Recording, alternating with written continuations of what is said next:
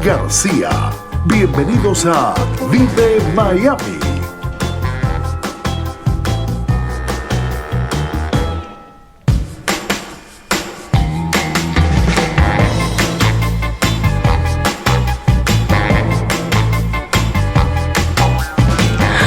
¿Qué tal? ¿Cómo están? Bienvenidos a otra nueva emisión de Vive Miami Radio.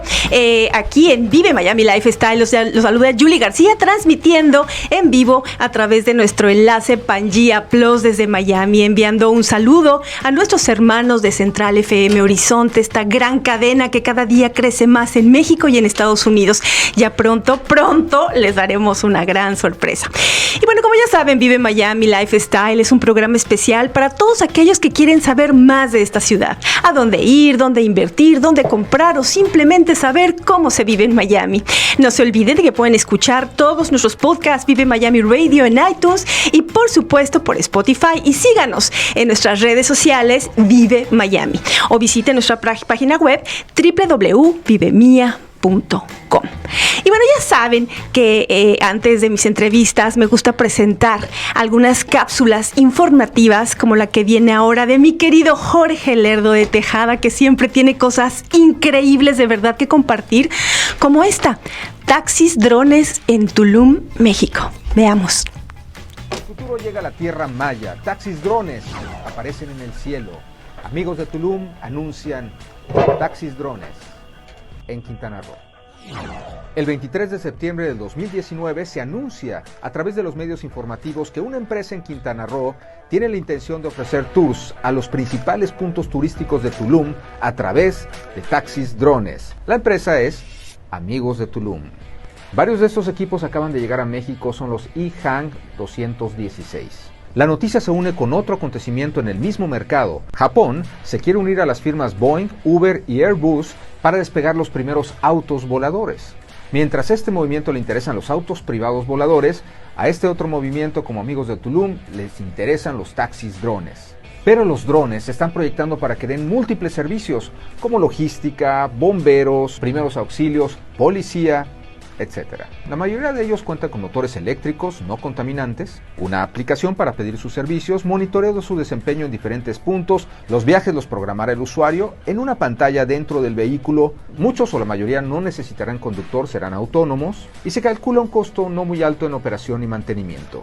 Algunas marcas que ya han presentado prototipos son Hyundai y Uber con su modelo de SA1, Heaviside de Kitty Hawk, un modelo silencioso de 8 hélices, Blackfly de Opener, también de 8 hélices, Lithium Jet, un avión de 36 motores dispuestos en 8 alerones que pueden viajar a 300 km por hora, todos ellos con aterrizaje y despegue vertical.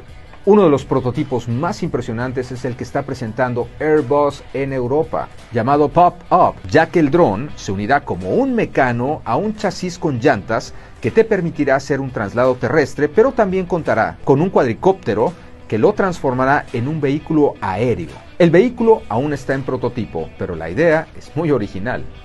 Sin embargo, la marca más consolidada está en China y es EHang, que empezó a probar su modelo 184 de 8 motores eléctricos con tripulantes humanos en el 2018 y actualmente acaban de introducir a México su modelo 216 en el 2019 a través de la empresa Los Amigos de Tulum del empresario Nico Wilmes. El EHang 216 consta de 16 motores eléctricos, transporta 2 pasajeros por viaje, ha sido probado en América, Asia y Europa y viaja a 130 km por hora. Es autónomo por 25 minutos y sus viajes son monitorizados desde México y China. Soporta 260 kilos, requiere de una pequeña estación de aterrizaje y se empezará a vender a un precio de 200,000 euros por unidad a partir del 2021. La empresa Los Amigos de Tulum empiezan a hacer tours a todas las zonas arqueológicas y a todas las bellezas de Tulum. Ha de ser fantástico vivir esta experiencia de Tulum en un dron. Imagínate cómo va a transformar todo nuestro espacio aéreo, nuestra movilidad, estos drones en la República Mexicana, en toda América Latina, en todo el mundo. Se va a tener que legislar rápido el espacio aéreo para estas nuevas aeronaves. Los drones llegaron para quedarse.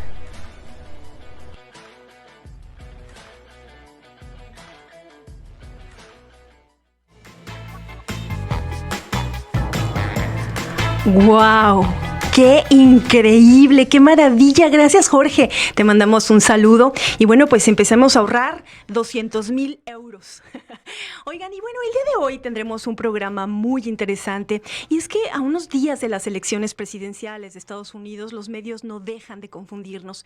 Hoy está con nosotros Enrique Davis Maslum, analista político del Partido Demócrata, quien nos hablará de sus propuestas, además de ser conductor de Encarados. ¿Cómo estás? Bienvenido. Julie, bueno, primero estamos a una sana distancia, entonces por eso sí me puedo muy bien retirar claro. la máscara. Yo creo Sí. que es muy importante para todos estar con máscara en lugares públicos cuando anden en la calle. Ahorita estamos en un lugar, digamos, con la distancia correcta y todo, pero pues muchísimas gracias por invitarme. Como sabes, pues sí, analista político, me he dedicado al tema de campañas políticas desde el año 2000 y ahorita estoy trabajando en uno de los proyectos pues, más interesantes, más que con el Partido Demócrata, es con parte de la campaña de Joe Biden y los candidatos demócratas aquí en Miami-Dade. Qué maravilla y qué apasionante y bueno, conocer más allá de lo que siempre decimos, ¿no? Los medios. Y es que esta es la segunda parte seguida de nuestro programa dedicado a republicanos la semana pasada, que ya pueden ver, por cierto, en Vive Miami Facebook. Y es que me di a la tarea de buscar 2 especialistas mexicanos para hablar de cada partido. Primero quise pues invitarlos a los 2 juntos, pero después cuando vi la cantidad de información que tienen que mostrarnos, les dediqué un programa a cada uno. Y bueno, ahorita está dedicado al Partido Demócrata. Bienvenido, mi querido Enrique. No sabes, es un placer verte porque nos vemos tan poco, nos queremos tanto, pero nos vemos tan poco. Bueno, eso creo. Sí, no, claro, en eso no te equivocas. Es que es dificilísimo, o sea, cuando volteas, pues ya pasaron 8 meses con todo esto que sucedió y bueno, yo no sé, yo me perdí en algún momento de todo el mundo, ¿no? Empecé a concentrarme en la meditación y de repente, pues obviamente llega un momento en que dices, ay, a ver, espérate, o sea, vives en un mundo, no, están pasando cosas y tienes que estar informada de lo que está pasando, ¿no? Entonces, bueno, no sé cómo lo has vivido tú. Yo creo que uno sí es un tema de tener miedo, ¿no? O sea, porque no es cualquier cosa. Yo creo que muchos de los que están escuchando han tenido a lo mejor algún amigo, un familiar que se ha enfermado, alguien conocido y más lamentable, algún familiar que ha fallecido a raíz de esto. Entonces no es algo ligero, pero al mismo tiempo tenemos que ir viendo cómo vamos a vivir con esto. O sea, no es un tema de que va a desaparecer.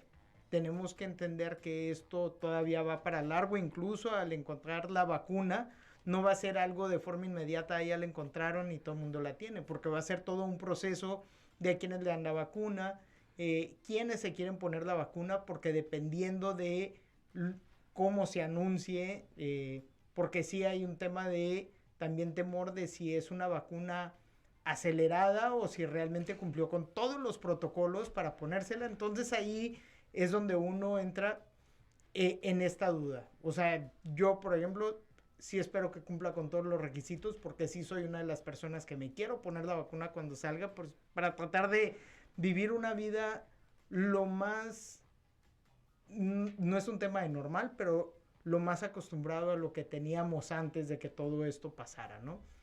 Claro, así es. Y bueno, una de las cosas es que yo no entiendo muy bien de este tema de la ciencia, pero pues obviamente hablan de que una vacuna tarda, no sé, mínimo 5 años entre prueba y error, y de repente, no, veo que ya para el 2021 ya estará lista una vacuna. No sé cómo está manejando en cuanto a su campaña esta parte los demócratas. Yo creo que más que el tema de los demócratas, lo que se ha dicho es que si viene de la comunidad científica donde se explica cuál es la razón, entonces pues hay que ponerse la vacuna, ¿no? Vemos que es un esfuerzo a nivel mundial, no es un tema solo de un país, no es solo de Estados Unidos, vemos que hay diferentes países que están invirtiendo mucho en esto. Pero una de las cosas que tenemos que entender es que tienen que hacer todas estas pruebas, que van pasando por las diferentes fases. La tercera fase principalmente es en la que están varias de ellas, que incluye a más de 30,000 personas que son voluntarias para ponerse la vacuna. Algunos de ellos va a ser la vacuna real, otros va a ser un placebo, entonces no tienen nada. Después de que llegan a cierto número de personas que se llegan, digamos, a infectar o salen positivos con COVID, entonces ahí empiezan a hacer todo el análisis y empiezan a ver si realmente quiénes son los que se infectaron o salieron positivos, si los que tenían la vacuna o los que no, para ver si está funcionando. Otra de las cosas en el caso de Estados Unidos que tienen que ver es los diferentes grupos, porque va a funcionar de forma diferente para los que son latinos, para los que son afroamericanos, para los que son haitianos, porque también nuestra genética va a influir en cómo estamos percibiendo esto. Entonces, cuando estaban buscando todos estos voluntarios, también tenían que hacer una representación de toda esta composición que hay en Estados Unidos, ¿no? Cierto porcentaje tienen que ser blancos, cierto porcentaje latinos, negros, o sea, hay de todo. Entonces es un tema bastante complejo. Entonces están haciendo las pruebas y esperemos que realmente salgan resultados positivos de alguna de las farmacéuticas o de varias. Ojalá y que cuando salga, o sea, salga cuando tenga que salir. Sí. Oye, Enrique, y bueno, sí me gustaría que la gente te conociera un poco más y que nos hablaras. A ver, háblame de este programa Encarados, o sea, de qué es lo que tú, porque tienes invitados también y obviamente vas mucho en la parte de México, ¿no? Política en México o de todo. Sí, bueno, cuando empezó el programa Encarados, Julie, una de las cosas que yo veía es que muchas veces los que estamos involucrados en temas de la política nos llegan a conocer más bien por la parte profesional, pero también no conocen mucho de la parte personal, o qué es lo que hacemos, qué es lo que nos motiva, dónde estuvimos en la escuela, en la primaria, lo que nos pasó en nuestras vidas, ¿no? O sea, qué es lo que nos ha formado, porque al final estas experiencias desde tu juventud, con tu familia, es lo que te va formando a ser la persona profesionista que eres. Esta persona, quien llega a ser presidente, pues de algún país, no llegó de la nada, o sea, estuvo en una primaria, tuvo amiguitos, entonces es esta parte de conocer. Por ejemplo, digo, no lo he entrevistado, que espero que en algún momento lo vaya a hacer, pero por ejemplo el presidente Barack Obama. ¿Quién sabía que él trabajó en un Baskin-Robbins sirviendo helados, ¿no? O sea, a los 15 años él estaba trabajando en un Baskin-Robbins, ganando el salario mínimo, ¿no? Entonces, es esta parte, ese es el fin de Encarados, de conocer estas vidas personales de personajes que son públicos, ya sea artistas, políticos, actores, y conocer un poquito más de ellos. Por ejemplo, hace poco entrevisté a Anita Menchú Tum, que es la hermana de Rigoberta Menchú. Muchos conocen a Rigoberta, que la entrevisté también en Encarados. ¡Qué maravilla! Pero la parte de Anita me interesaba mucho porque ella vivió algo muy diferente a su hermana. Ella estuvo viviendo todo el tema de la guerrilla, porque ella queda huérfana a los 13 años. No sabe que mataron a sus hermanos y todo. Creía que a Rigoberta también la habían matado. Rigoberta creía que a Anita la habían matado en la guerra civil. Y Anita lo que hace a los 13 años se va a la montaña con los guerrilleros. Entonces una niña que debió haber estado jugando con muñecas terminó yéndose a la montaña a defender a su país, a su cultura, y vivió algo completamente diferente. Entonces no tuvo la niñez que muchos esperaban. Y así con cada uno de estos personajes que voy entrevistando en el programa, es conocer un poco más de ellos, de su vida personal, y llegar al momento en donde están ahorita y qué es lo que los está motivando, y ir conociendo cuáles son sus proyectos. Oye, y entonces, bueno, obviamente pues te encanta, ¿no?, conocer a las personas y bueno, se ha hablado mucho de dependiendo del entorno, tal vez es como puedan manejar un país o puedan manejar un gobierno. En el caso de Joe Biden, ¿qué nos puedes decir tú, que me imagino que lo conoces muy bien? Primero, ¿cómo entraste a la parte demócrata? Bueno, ahí sí te puedo decir que fue desde la primaria. Wow. me acuerdo que en casa de una de mis primas, Lourdes Machado, que si llega a ver este programa, su esposo también estaba muy metido en la política en ese entonces, muy jóvenes en ese entonces. Él fue procurador del condado de Santa Cruz en Arizona, pero me acuerdo que nos íbamos a su casa, nos invitaba y veíamos todo el tema de las campañas con ellos. ¡Qué interesante! Entonces, y siempre me motivó. Entonces tenía yo la parte tanto de México como de Estados Unidos, porque al estar viviendo en una ciudad fronteriza, pues por un lado tenía todo lo de la política mexicana y por el otro lado tenía todo lo de la política de Estados Unidos, y eran dos cosas completamente diferentes, pero las dos me encantaron. Y así es como me fui involucrando. Cuando estaba en la universidad, hice un estudio de que Arizona iba a terminar, después de 32 años de ser un estado rojo que votaba por el Partido Republicano, que iba a votar por el Partido Demócrata. Entonces me acuerdo que mis profesores me decían, oye, pero ¿cómo sacas si Arizona es republicano? Eso no va a suceder. Les enseño todas las razones, la metodología, lo que estaba sucediendo, que era que en California se había pasado la propuesta 187 que presentó el gobernador Pete Wilson, que todos los agentes que trabajaban para el estado te podían detener por el tema de tu color de piel si pensaban que eras latino y preguntarte si tenías papeles. Y entonces esto generó también mucho miedo en Arizona de muchos que tenían su residencia, que eran ciudadanos, pero que se sentían ofendidos que eso fuera a pasar. Entonces, esto los motivó a participar. Aunque tenían el derecho de votar, nunca lo hacían. Entonces, cuando viene la elección del 96, que era la reelección de Bill Clinton, votan al final y Arizona, después de 32 años, termina siendo un estado azul. ¿Por qué? Porque la población latina, mexicanos que podían votar, se sintieron en ese momento agredidos y decidieron participar. Eso fue lo que me hizo todavía involucrarme mucho más en todo esto. Y llevo años participando. En el 2008 con un grupo de artistas mexicanos y Ray Sinatra, entre ellos Mónica Dion,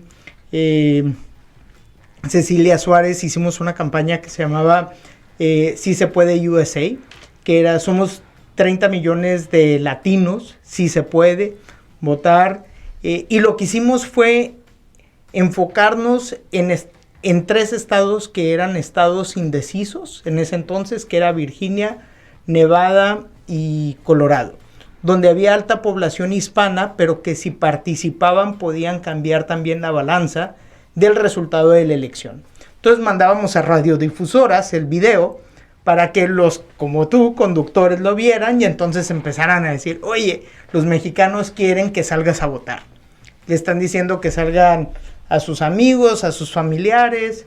Y entonces fue una campaña muy dirigida, muy específica, que la hicimos con el Partido Demócrata de Democrats Abroad, que estaban en la Ciudad de México.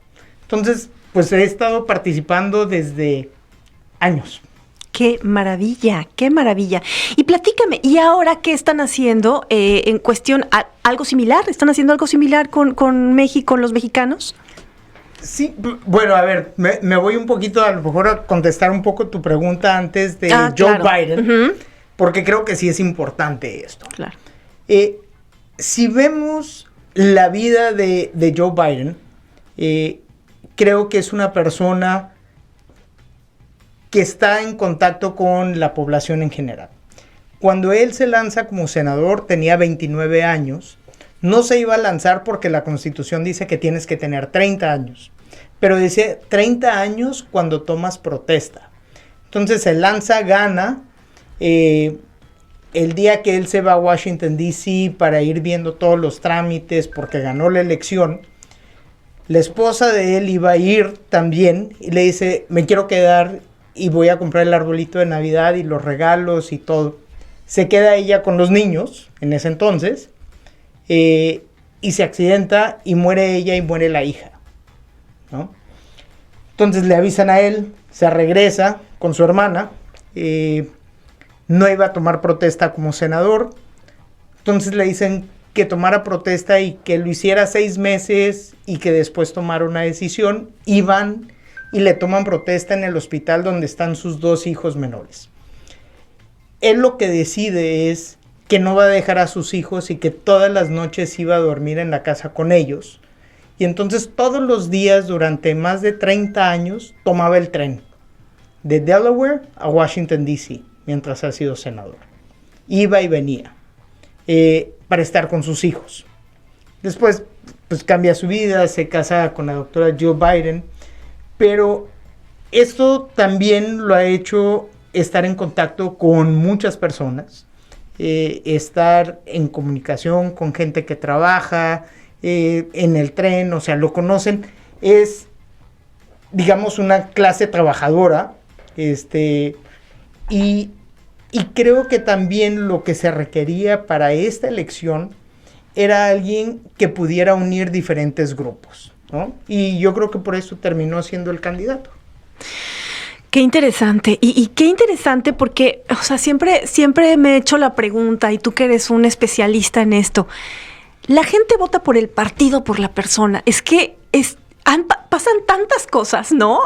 Al mismo tiempo que digo, esas elecciones han sido una confusión total. Sí. Nunca había visto unas elecciones tan difíciles como estas. Yo creo que va a depender mucho, siempre tenemos un voto duro en todas las elecciones de gente que, independientemente de quién sea el candidato o la candidata, van a votar por el partido, ¿no? O sea, pero es también un tema generacional y eso lo vemos con personas entre más grandes, es un tema más de arraigo, ¿no? En el caso de México, por ejemplo, nosotros decíamos que había un voto duro de que si ponías de candidato o candidata a una vaca, las personas iban a votar por una vaca, ¿no? O sea, no les importaba quién fuera. Pero también tienes a personas que cada vez son más, que aunque se lleguen a identificar con un partido político o con cierta ideología, no votan tanto por el partido, sino votan por el candidato o la candidata, ¿no? Entonces, tienes 2 cosas. ¿Qué es lo que representa ideológicamente el partido? Que eso es lo que va a dar, digamos, la plataforma, qué es lo que te va a decir, esto es lo que van a defender.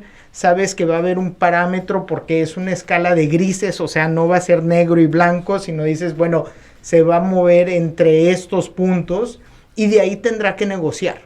Y para el otro partido igual. Entonces tenemos desde personas ideológicamente hablando que están más hacia la derecha y personas que están más hacia la izquierda, pero entre estas 2 tenemos infinidad de puntos de vista entre todos. Entonces, dependiendo qué es lo que tú estás viendo, es lo que te va a hacer decidir votar por uno o por otro, dependiendo con qué te identifiques. Algunas cosas vas a estar de acuerdo con un candidato o candidata y en algunas otras cosas no, pero indirectamente tú estás tomando una decisión y poniendo todo en una balanza y te vas inclinando hacia un lado o hacia otro. Oye, Enrique, y bueno, ¿cuáles son las fuerzas del partido? Porque yo de verdad que veo televisión y no entiendo lo que está pasando porque todo se está desviando por 1000 cosas. Pero ¿cuál es el objetivo del Partido Demócrata hoy? Mira, yo creo que sí es una agenda más progresista, pero también en esta ocasión creo que es una plataforma más de centro-izquierda, ¿no? ¿Por qué? La razón para poder unir a todos estos grupos, que por un lado, y voy a dar el ejemplo, vas a tener a Bernie Sanders que va a estar hacia la izquierda completamente, pero también vas a tener al exgobernador republicano de Ohio hacia la derecha, ¿no? Entonces tú vas a tener a republicanos conservadores y a Bernie Sanders, pero todos bajo esta sombrilla. ¿Y qué es lo que está sucediendo ahí? Que están llegando a puntos en donde están de acuerdo y que saben que no van a poder ganar todo, ni estos, pero van a encontrar un punto intermedio en donde la mayoría salga ganando. Y cuando hablo de la mayoría que salga ganando, estamos hablando de la mayoría de la población. Por eso entran todas estos puntos de vista y ahí es donde se va a hacer realmente lo que debería de ser la política, que es llegar a acuerdos en donde no perjudiques a otros, pero que empieces a llegar a estos puntos de decir, ok, puedo dejar de tener esto, pero necesito esto, ¿no? El ejemplo es con todo lo de Obamacare, ¿no? El tema de los seguros aquí en Estados Unidos, de que si vas a tener derecho, que si va a ser un seguro universal. Bernie Sanders quería que fuera un seguro médico para todos y que no hubiera compañías de seguros privadas. Los republicanos que están ahorita apoyando a Biden, pues decían, no, tiene que haber también esta iniciativa privada de que pueda un seguro ser contratado por cualquier persona si así lo quiere. Entonces al final el acuerdo es, ok, vamos a buscar un sistema de salud en donde todos tengan cobertura, que no se quiten las enfermedades preexistentes, que se puedan cubrir, pero si alguien quiere tener un seguro privado médico, lo puede tener. No le vamos a quitar ese derecho, ¿no? Entonces se empiezan a hacer estos acuerdos en donde todos prácticamente empiezan a estar, digamos, contentos con el resultado. Oye, y bueno, a ver, ¿cómo nos vamos a beneficiar? Bueno, tú que estás en todo esto, los mexicanos en México y los mexicanos en Estados Unidos si gana el Partido Demócrata. Mira, yo creo que este ha sido también un mito, creo, desde que estoy chico, que siempre decían, a México le conviene este partido, o le convienen los republicanos, o le convienen los demócratas por esto o el otro. Creo que en realidad hay que entender algo. El candidato de Estados Unidos, independientemente del partido que sea, su interés va a ser Estados Unidos, ¿no? No es, digamos, México, ¿no? Eso le toca a los mexicanos eligiendo al presidente en México, que llegue a ser una persona que llegue a llegar a estos acuerdos bilaterales que se tienen que llegar a hacer entre todos los países, ¿no? Que creo que es una de las cosas que sí necesita México en este momento, y si gana Biden, que va a impulsar a que México lo haga. El tema, por ejemplo, del petróleo. Lo que el Partido Demócrata en general ha estado empujando es que nos vayamos, o se vaya el mundo cada vez más hacia energías renovables, que estemos contaminando menos. En este momento México lo que está impulsando más es el uso del petróleo, más que energías renovables. Entonces, al tener Estados Unidos impulsando, si gana Biden, impulsando energías renovables, pues entonces México va a tener que hacer dos cosas. Es o pagar estos bonos por estar contaminando, o empezar otra vez a regresar al proyecto que se tenía de impulsar energías renovables, como es la eólica, la energía solar, etcétera, que al final creo que es lo que le conviene a México. Uh-huh. Tiene que haber una transición hacia eso, porque no podemos seguir contaminando también este mundo nada más por intereses de compañías petroleras. Claro, ¿no? Claro. Oye, y bueno, ¿y el Tratado de Libre Comercio? Yo creo que es algo que va a continuar, o sea, porque al final también fue aprobado por el Congreso de Estados Unidos, en donde están republicanos, están demócratas, y no creo que sea algo que se vaya a entrar a detalle ahorita. Creo que los intereses van a ser otros. Ok. Oye, y bueno, es que hay muchas preguntas. No sé. Digo, que también me gustaría... estoy tratando de contestar de una forma sencilla, sin meterme en tanto rollo que podría, pero prefiero decirlo así como más... No, bueno, porque yo sé que tú eres especialista en todo esto. Obviamente hay muchas preguntas. En el caso de la economía en Estados Unidos, ¿cómo está manejando realmente, o cómo piensa manejar el Partido Demócrata, y en especial Joe Biden, este país? Mira, yo creo que hay varias cosas. Uno es el tema del empleo, pero por ejemplo, el empleo bien pagado. Uno de los proyectos que estoy trabajando ahorita, que se está impulsando, es que se apruebe, por ejemplo, aquí en Florida, la segunda enmienda, que es para aumentar el salario mínimo a $15 la hora. Y una de las razones de esto es, a ver, si nos vamos 20 años atrás, el salario mínimo estaba como en 5 y algo y ahorita está en $8 algo. Pero si vemos cuánto pagabas de renta hace 20 años y cuánto estás pagando aquí en Miami de renta, ves que es exponencial lo que han aumentado las rentas, pero el salario mínimo no. Entonces, por eso las personas acá tienen que tener 2 trabajos, ¿no? Porque no les permite trabajar más de 40 horas, pero si no trabajan más de 40 horas no les alcanza, entonces tienen un segundo trabajo, y que esto sucede mucho con la población mexicana que vive aquí en Miami. No digamos los que vienen que tenían lana, no, o sea, a ustedes no, pero la mayoría de los que están acá les sucede eso. Entonces tienen 2 trabajos, están ganando $8, $9 la hora, no les alcanza, apenas están cubriendo sus gastos, y más ahorita con todo el tema de COVID, pues todavía más. Y más porque esta es una ciudad que se dedica al turismo. Entonces, si se aumenta el salario mínimo a más de $15 o mínimo $15, como se está proponiendo, eso va a permitir que mucha gente salga del nivel que se considera pobreza o la línea de pobreza aquí en Estados Unidos.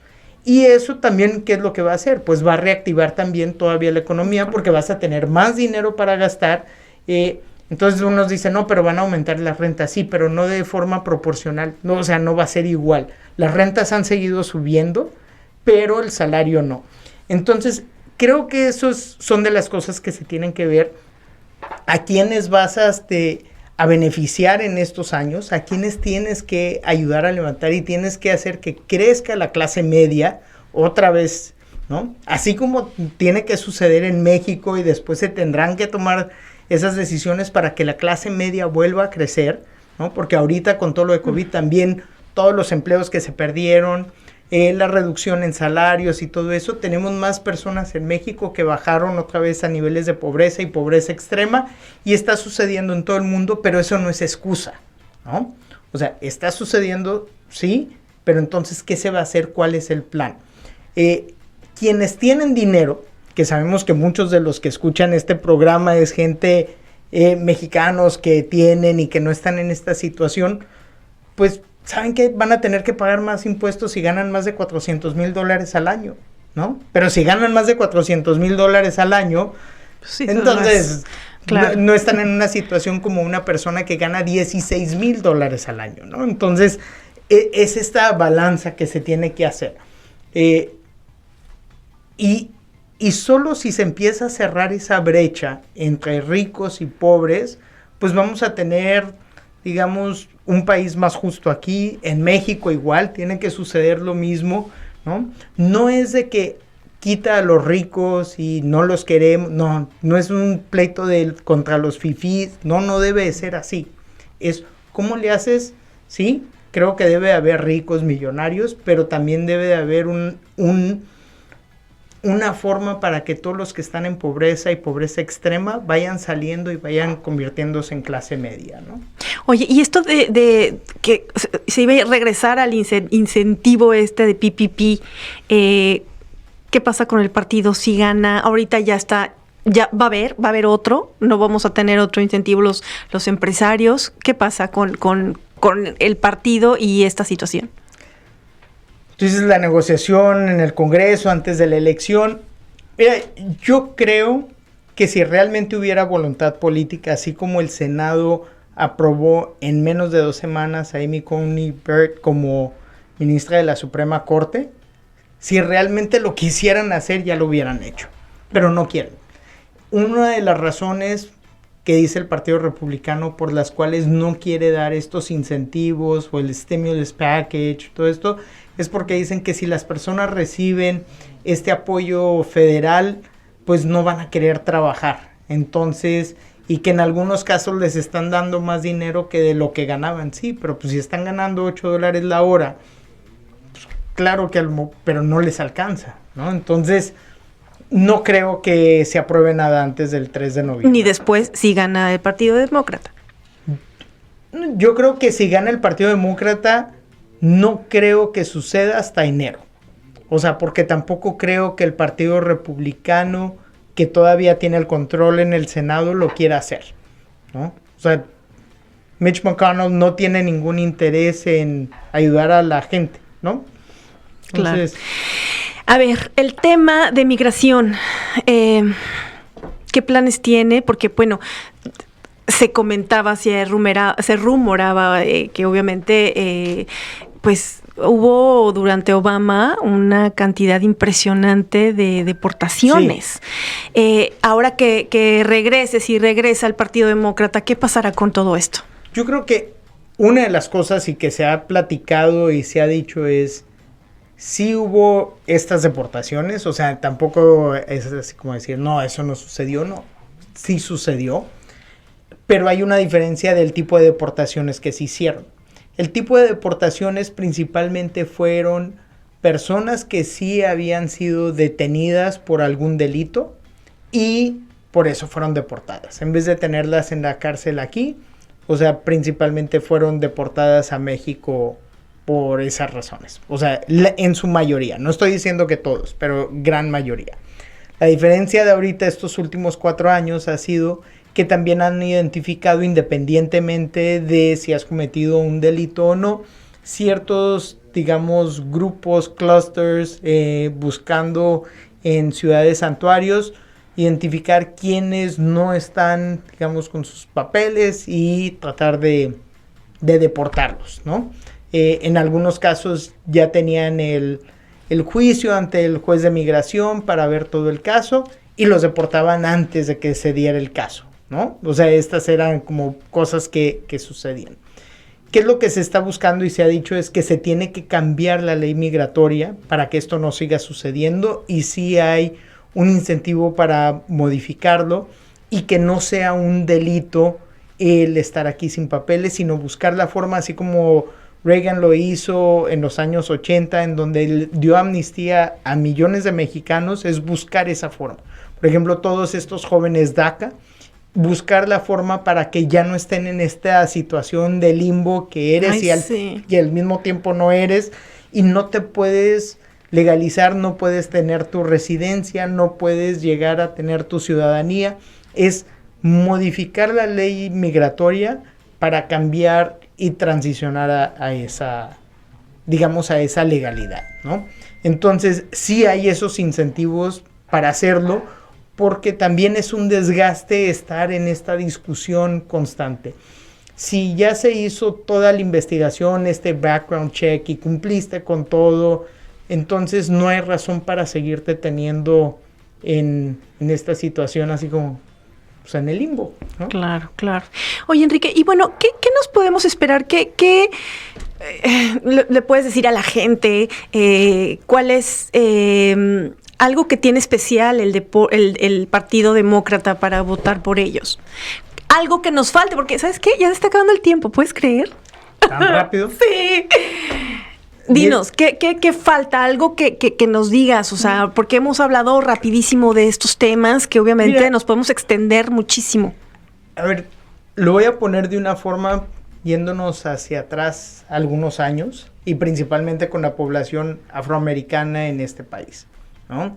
Y también pensemos en México y lo que sucedía y podemos ver algunas películas que nos recuerden cuál era la forma de pensar de, a lo mejor, de muchos de nuestros abuelos, ¿no?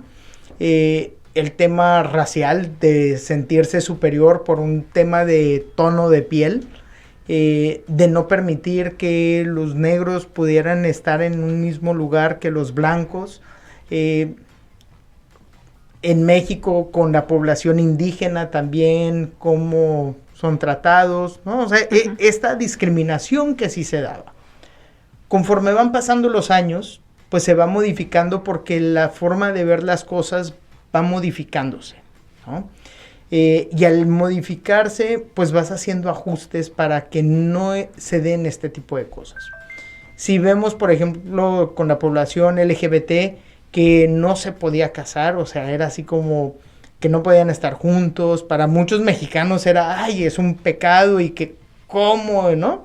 Ok, sí, pero van cambiando las cosas y vas viendo que no es el caso. Y, por ejemplo, creo que para muchos mexicanos fue un shock lo que dijo el Papa Francisco hace unos días en reconocer, maravilloso, ¿no? Y decir que se deben de permitir la unión civil, ¿no? Entonces, creo que hay que abrir un poquito la mente y ver, mientras tú no estés perjudicando a alguien, o sea, las cosas se deben de permitir. Y creo que esa es una de las cosas que se está impulsando mucho en el tema del Partido Demócrata y principalmente en las corrientes progresistas, es el tema de derechos. Que tengas derecho a educación, que tengas derecho a salud, que tengas derecho a ser feliz, ¿no? O sea, al final eso es lo que queremos. ¿Por qué te vas a desgastar en estar quitándole los derechos y tratando de quitarle la felicidad a una persona? Y eso es lo que sucede. Y por un lado se dice, si dices que quieres que el libre mercado, pero al mismo tiempo no quieres que las personas sean libres, ¿no? O sea, esas son de las cosas que hace el Partido Republicano. Entonces, creo que hay que buscar, y creo que hay republicanos que no son extremistas, porque en todos lados hay de todos. Por ejemplo, a mí uno de los que más admiro del Partido Republicano es Abraham Lincoln, ¿no?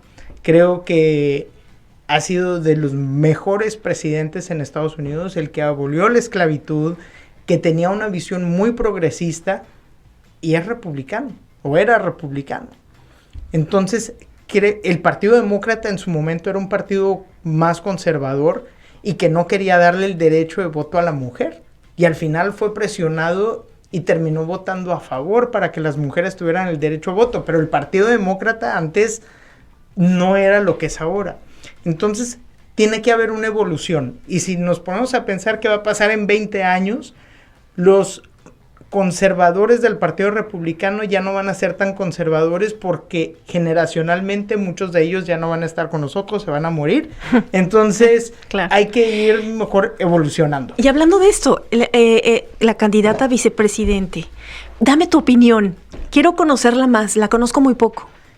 Mira, a mí lo que me gusta de ella es que es una persona birracial, ¿no? O sea, es afroamericana, pero de un papá que viene de otro país, que emigró, la mamá igual, pero la mamá es de la India, ¿no? Era una mujer que en su tiempo, pues, profesionista, que estaba estudiando. Entonces, esta formación, lo que vuelvo al programa Encarados, es ir conociendo esta parte, ¿no? Los papás se llegan a divorciar, la mamá llega a ser madre, digamos, soltera, con 2 hijas. Entonces, todo esto la empieza a formar. La primera procuradora, para ser procurador no es cualquier cosa, porque también por un lado dices, oye, vas a tener a un policía ahí, ¿no? Aunque sea afroamericana, claro, india, o sea, pero al final era procuradora, ¿sí? Sí, porque es muy dura, ¿no? Sí. Ella es muy dura en sus declaraciones, en su forma de pensar. Pero también lo que dice es, uno se va dando cuenta donde va cometiendo errores y uno va cambiando, pero el tema es que empieces a decir en dónde te equivocaste y qué es lo que estás cambiando, porque todos no somos, o sea, negro y blanco, ¿no? O sea, nuestra formación nos va modificando. Entonces, antes de que la escogiera ella, yo en el escenario que veía decía, sí tiene que haber una mujer candidata a la vicepresidencia y que sea afroamericana, porque necesita motivar también a los afroamericanos a votar en esta elección. Yo no pensé que iba a ser ella, pensé que iba a ser Stacey Abrams de Georgia, pero mi sorpresa fue que realmente fue ella, y no creía porque era de California, y dije, bueno, es que California pues, ya lo tiene ganado el Partido Demócrata, pero creo que no la escogió por un tema de que le iba a dar ciertos votos electorales de su estado, ¿no? Y mira nada más. Oye, ya nos tenemos que ir, pero por favor, háblanos de tu libro. O sea, lanzaste un libro, muchas felicidades. Muchas gracias. Sí, mira, es un libro que habla de campañas políticas para los que van iniciando en una campaña política o les interesa, a quienes ya han sido candidatos. Wow. El libro, la segunda edición en español se llama Grassroots, el gigante dormido, y la primera edición en inglés, Grassroots, the Sleeping Giant, y más bien no es descubrir el hilo negro, es una metodología si vas empezando o si ya has estado en campañas, y te va a ayudar a organizar tu campaña. Todo lo que estoy haciendo yo ahorita aquí en Miami-Dade con los candidatos demócratas es eso, cómo organizas a nivel tierra para que la gente salga a votar, cómo llevas a cabo toda esta comunicación. Y de eso trata el libro, pero también pongo casos exitosos y casos que no han sido exitosos para que vean qué funciona y qué no funciona, ¿no? Cuáles son los errores por no hacer la investigación correcta, casos de cómo debes involucrar a cierto grupo de la población. Por ejemplo, aquí en Florida, pues no es lo mismo hablar en español con un colombiano, con un mexicano, un venezolano, un cubano, cada uno, un puertorriqueño, cada uno va a hablar diferente. Sí. Y una palabra puede tener varios significados para cada uno, entonces hay que tener mucho cuidado de lo que uno dice, ¿no? Ay, Enrique, muchísimas gracias. Oye, ¿en dónde te podemos seguir? ¿Qué día se transmite Encarados? Bueno, Encarados ahorita por la campaña más bien ha estado Está como en pausa, pero ya después, pero es Encará y luego el número 2. Pero me pueden seguir en Twitter, me pueden seguir en Instagram, que me busquen Enrique Davis. Julie, muchas gracias como siempre por esta invitación. Te quiero mucho, Enrique, me da mucho gusto y aparte gracias. conocer de todo lo que tienes, porque podemos echarnos, no sé, me encantaría sentarnos con una botella de vino, una cenita lo vamos a hacer. Y hablar de, o sea, cómo podemos arreglar el mundo. Pero no, ¿cómo lo podemos arreglar? Tienen que salir a votar. Por favor. O sea, creo que es lo más importante y en este país, en el país que sea. Porque si no votas, después no te puedes estar quejando. Claro. Entonces, sí es muy importante que salgan a votar. A quienes quieren que este mundo sea mejor, yo sí los invito a que salgan a votar por los demócratas. Creo que es muy importante. Y espero que este mundo cambie para bien, porque es lo que necesitamos ahorita. Así es. Muchísimas gracias, Enrique. Gracias. Y bueno, gracias. Se despide de ustedes, Julie García. Terminamos nuestra transmisión de Vive Miami. No se olviden de ser felices y amar mucho. Convierte la fe en sabiduría y la esperanza en responsabilidad. Y recuerda que el amor es aceptar el proceso de los demás. Hasta pronto, cuídense mucho y a votar. Bye, bye. Bye, gracias. ¡Wow!